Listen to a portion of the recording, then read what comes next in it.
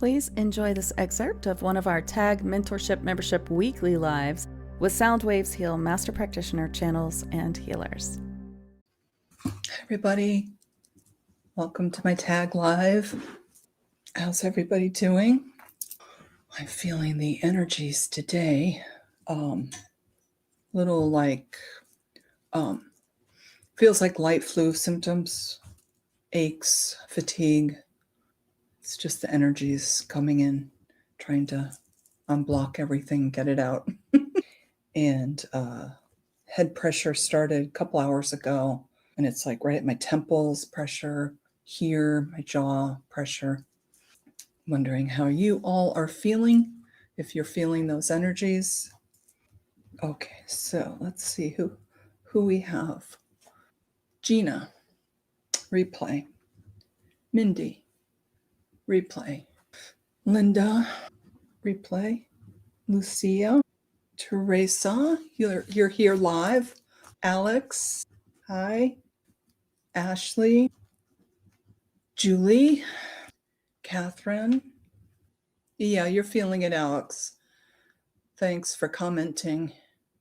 I'm feeling okay, Julie. It's not a problem. I'm used to it. It's been going on and off for like 2 weeks now. It's just the energies coming in for our ascension.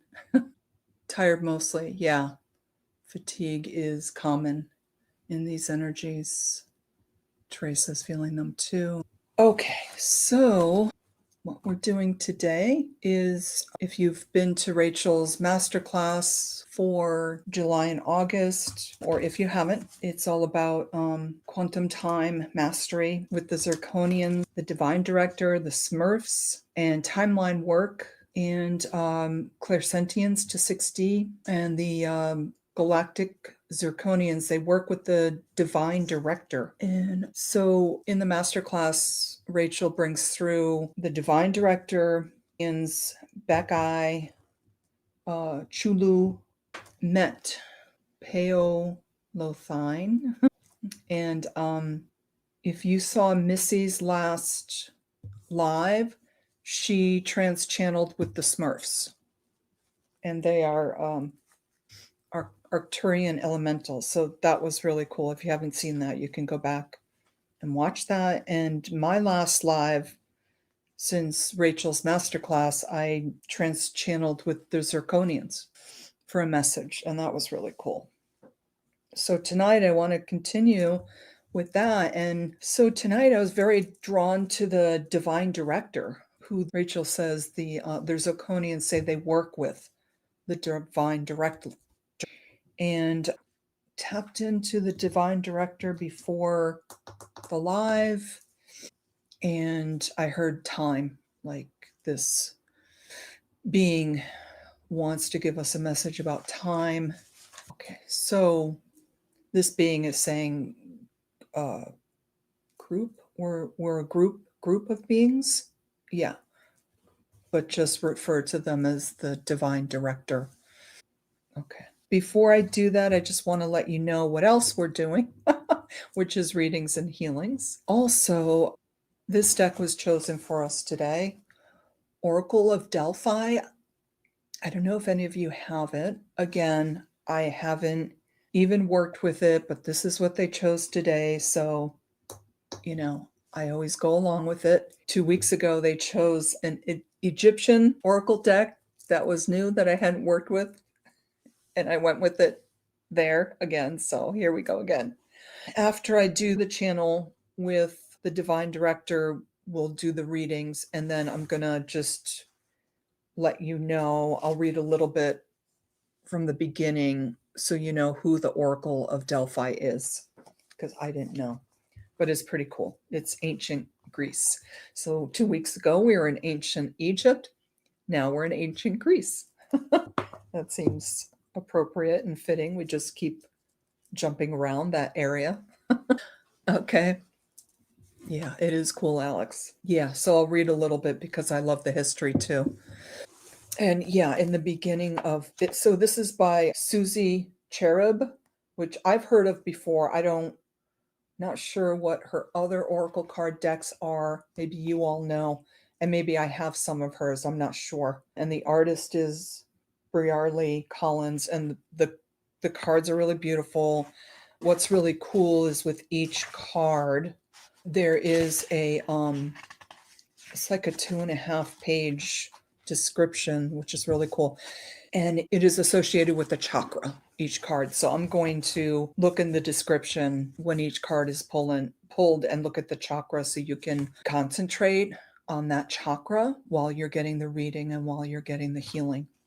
Okay, let's start. I brought in my sacred circle. I always do that, whether I mention it or not. I always do that. And there are a few newer people, so I'll quickly just tell you who I am. In 2021, so not that long ago, I became a psychic Reiki master with another teacher. And 2 weeks after I became a psychic Reiki master, one day my psychic gifts just came in like an avalanche. So some of you know this story. I didn't know what to do.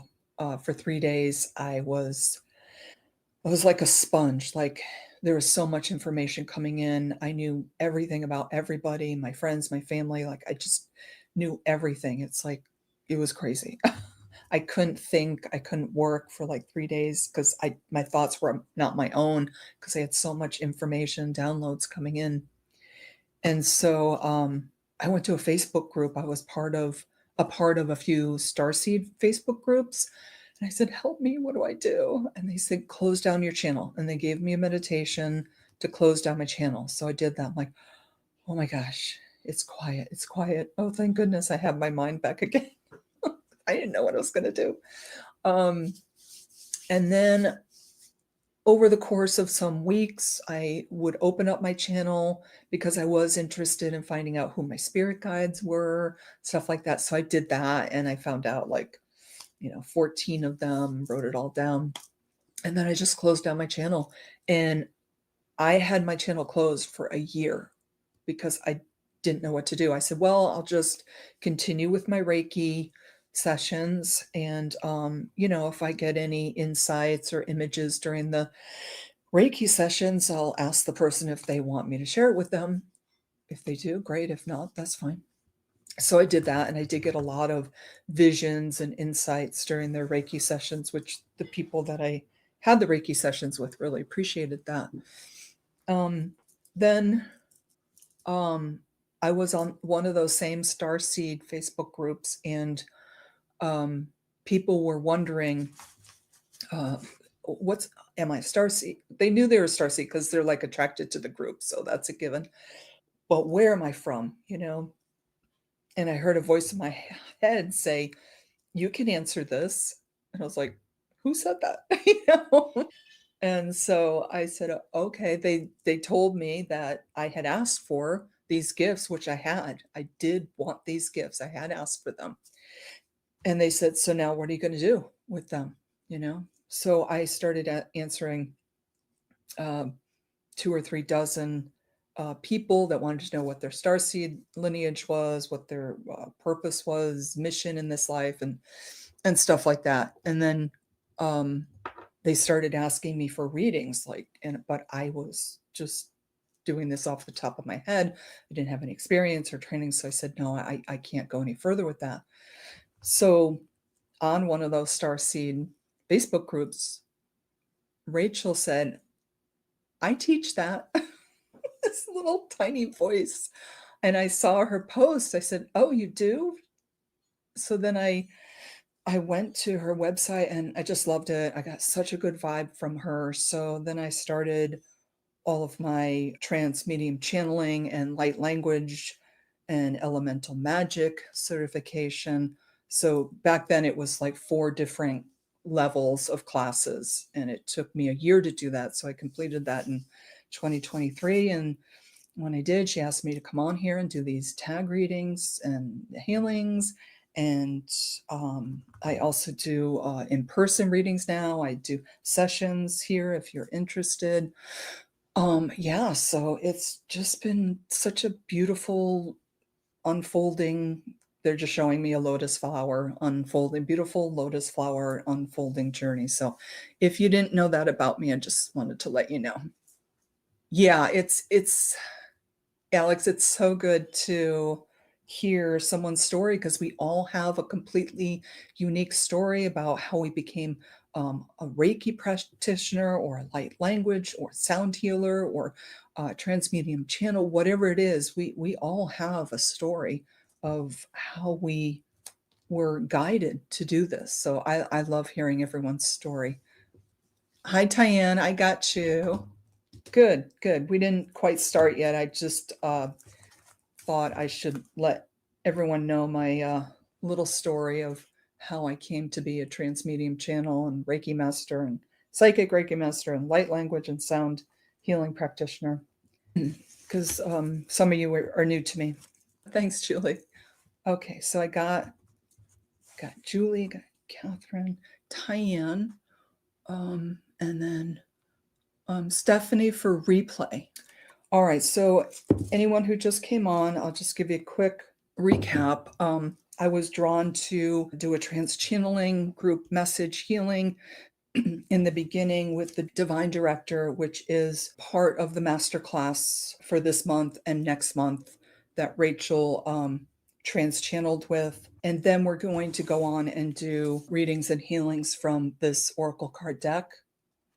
And I'm going to read, when we get to that, I'll read a little bit about who the Oracle of Delphi is. So I'm going to ask to bring in the divine director, see what this being has to say. And they had just said to me when I was talking about it, they're a group of beings.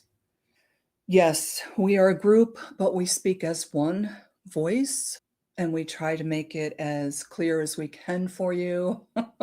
We know you all have very busy lives, so we don't want to take any more time from you than we absolutely have to.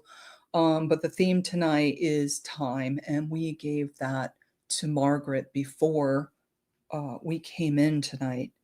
Time, it is such an interesting word, such an interesting concept.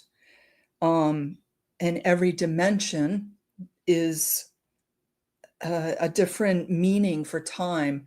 Your 3D construct, you have a time, linear time set up for you and your 3D realm, your 3D construct to work within. But once you get into the 5D and higher realms, there is no time.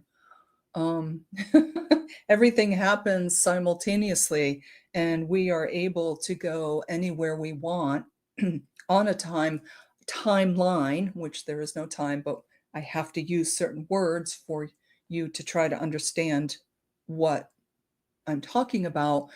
Yes, there is no time in the 5D and higher realms. So we can go anywhere we want at any given time. Hard not to use that word, even though we don't use it from where we're from. But I have to use it with you in order to help you to understand how it is in the other dimensions. Think of it as like a pool of water, like you're looking at a pool, like a round pool of water, and every little wave and every little riplet and every little ripple in the water is a point in time. And think of yourself as being on the edge of the pool, and you have in your awareness a point that you want to experience, and you dive into it, so to speak. You dive into it. As soon as you become aware of it, you are in it, you are experiencing it, but you can move to another place anytime you want. And the difficult concept is You're not there for a certain amount of time because there is no time. It is just an awareness of being,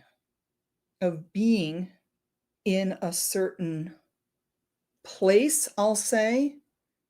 A certain experience is a better word. Being in a certain experience when we are aware of what we desire to experience in the higher dimensions.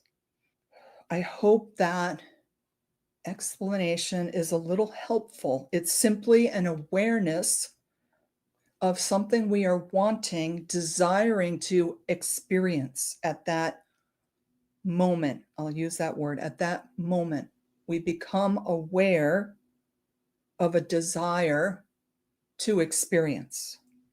And then we are there. Then we are experiencing it. I hope that description has been helpful to you.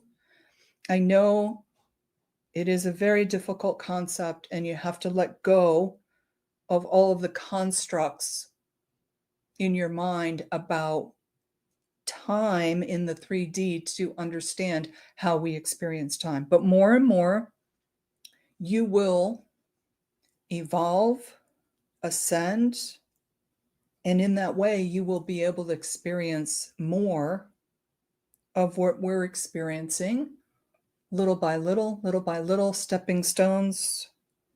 There's no rush at all. Experience everything.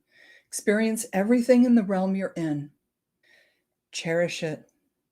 Be aware in your realm, in your body, in your emotions, your mental state.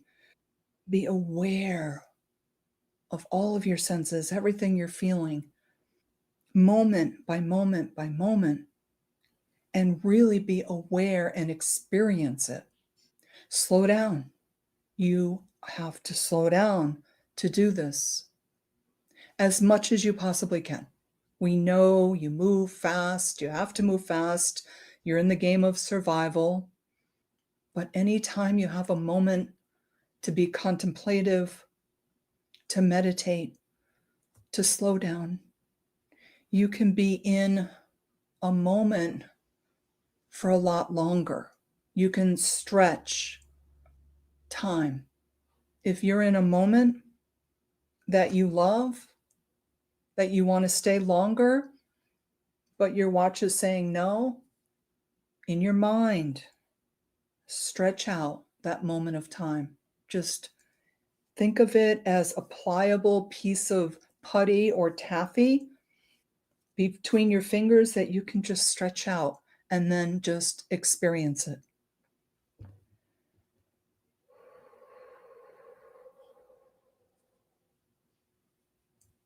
Oh, that last part was really interesting. And I've done that before. Before I got into, Rachel's classes and everything, I was listening to Cryon. I'm sure some of you are familiar with Cryon. Kron, Cryon. I think that's how you spell it. And he talked about all these things, about stretching time. And I used to do that when I worked and say I only had 3 hours for a deadline. In my mind, I asked for time to be stretched out. And every time I asked, I would make the deadline. Like, time would just stretch out for me, and I had more time to finish the work I needed to finish. So I've done that. So I really think it's possible. So you might want to try it. Yeah. I love the image they gave us of, like putty or taffy between your fingers, and how you can just in your mind imagine just stretching. If you want to stretch a moment, like just stretch it to here and then let it go. If you want to stretch an hour, stretch it a little further. If you want to stretch a day, like you're in a beautiful place or you're on vacation or something, and you want the day to be longer, and then just that's your intention, and just let it go with your intention to stretch the day out. So yes, stretching, slowing it down on the weekends. Yeah, that's good, Alex. You speed time up at work. That's funny, Alex. That's great.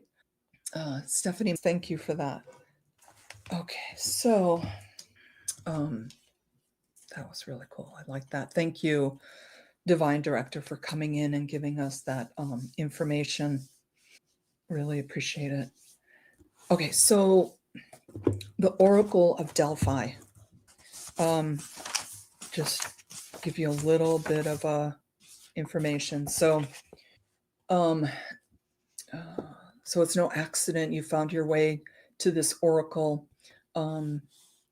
This deck may stir deep-rooted memories of ancient temples or sacred rituals, a remembering that brings you home to your soul wisdom.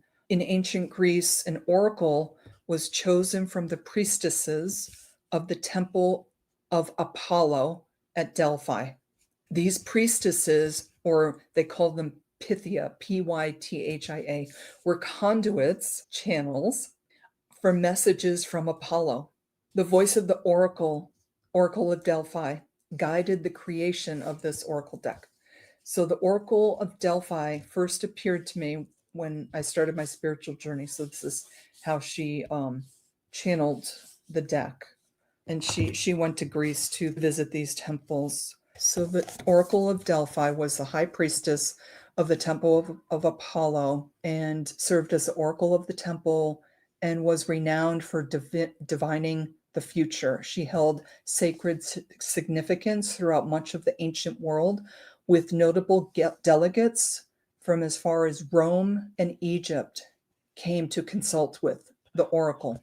So there was a whole community around this oracle. And when the oracle was getting older and passing, the oracle would choose the next oracle of Delphi. So it also says modern psychics often call on the Oracle of Delphi for intuitive support, as she is a prevalent and highly trusted spirit guide to contemporary mystics. So I take that as contemporary channelers. First person on the live is Teresa. Okay, I'm gonna have to end it here because it's more than 2 hours, and that's kind of my time limit. So thank you everyone for coming on. Oh, hi Stephanie. Thanks. You're welcome. Stephanie, I'm glad that resonated with you. Thank you for sharing that. Thank you for coming on. Thank you for taking the time to do this for yourself. Thank you, Rachel, for creating this beautiful space, loving, supportive space for all of us to come in and share our gifts with each other and bring in higher dimensional beings for readings, healings. It's just more than I could have ever hoped for when I started this some years ago. All right, everyone. See you in a couple weeks. Bye-bye.